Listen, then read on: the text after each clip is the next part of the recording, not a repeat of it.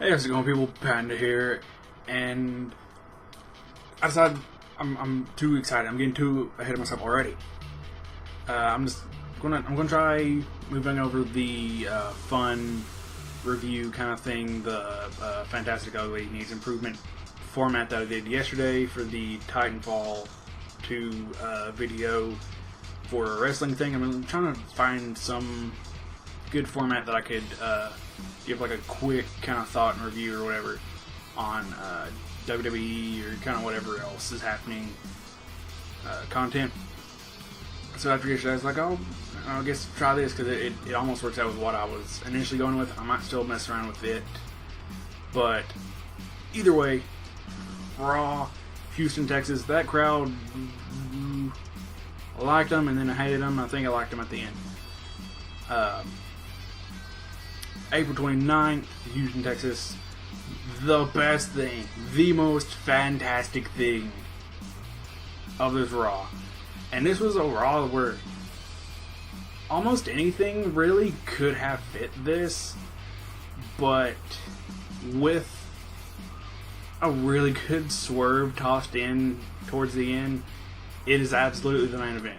It is absolutely the Fatal 4-Way to crown the vacant Universal Champion, the big red belt, and it went to Kevin Owens. And my only single issue with this match is that I would have loved for Cass to, I guess, finish third, for lack of any other term or whatever. Just where there was to get the finish, he kind of had to go out first. So it worked out at the end where it had to happen that way. But just for the element of surprise, for most of the match, I wished Cass had ended up going out second instead of first. But great match between all four guys. Was great. Cass looks super strong as pretty much always.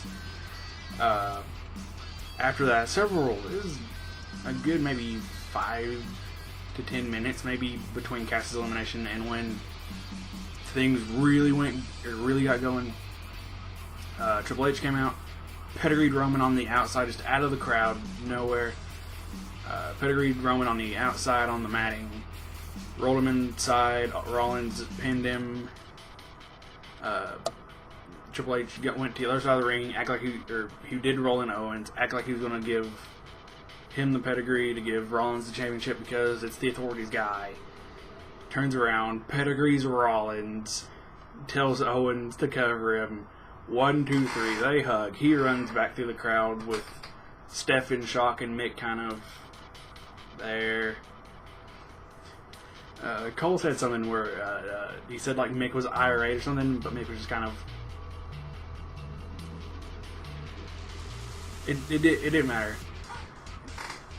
It's just so good because everyone knew this was coming eventually. Owens was absolutely winning the big title, whichever one eventually, and it came with a potential Triple H face turn or something, even though there was all of the reports of him and Shane having heat backstage and just not really focusing in or coming out on main TV, focusing on NXT and stuff.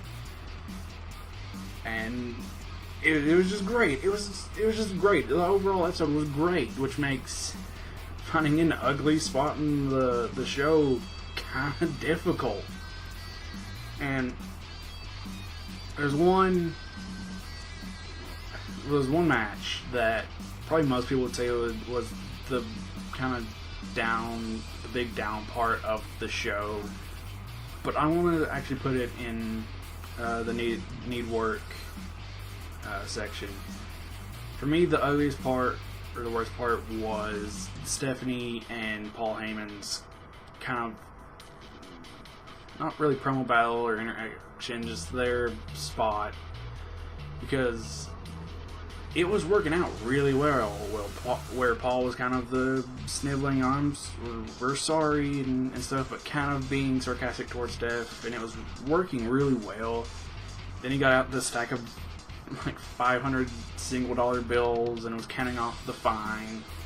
and Steph was getting pissed, and it was really working. And then the last couple minutes of it, where it was just a straight up kind of actual promo battle that where they were just exchanging words and stuff back and forth, I felt that just got messy, and it didn't really drive home any point. I don't know if it's becoming more Brock versus the McMahons instead of just Brock versus Shane. I don't even know what that would mean besides Brock versus Shane. I don't think they want Brock to F5 or anything Vince again, because he broke his hip last time, and now Vince is 6 years older, 4 years older, I guess. So it wasn't a terrible segment. It was just the one weird kind of ended bad segment of the whole night. And for needs improvement, something that overall I like, but there's some disconnect that's messing it up. And that's the Titus O'Neil and Darren Young feud. I do think this is better than their first feud when they initially broke up, because I'd say a lot of people didn't necessarily know that was a feud before, because it stayed on SmackDown and just fizzled there until they brought them back together later. But this one's working because I actually really like the whole Make Darren Young Great Again thing, besides just the parody of the campaign. Bob Backlund's great, and actually seeing him get in and kind of take the bumps from Titus, put him in the chicken wing last week, it's fun. It's a good deal. Strangely, Titus is also really good at getting heat. He's a great face. He's apparently a great heel. It just seems like maybe his one off point might be his actual mic skills. Backstage, he's fine when I guess there's more direction, but in the ring, I saw last week, it gets kind of messy if he gets nervous or something. I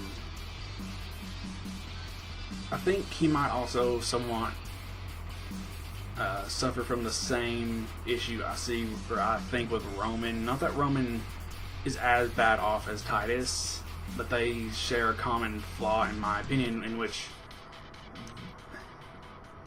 backstage mostly this is a creative decision where they're keeping them connected to their initial tag team run.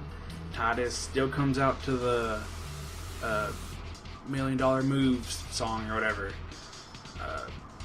Roman still comes out to the Shield style music, and he wears the combat suit or combat gear. And I want them to move away from that, because especially with the Shield stuff, they have to move him away before they can bring the Shield back together. But I need to get back on the point of Titus and Darren. On Twitter, I put that I would love to see Titus get a life coach and Mark Henry, and Henry kind of pass along the Hall of Pain shtick, and Titus going on just a monster run of destroying everyone. I think that would be really cool, because it's a new young guy and it's believable that he could hurt and destroy all these people. I don't know if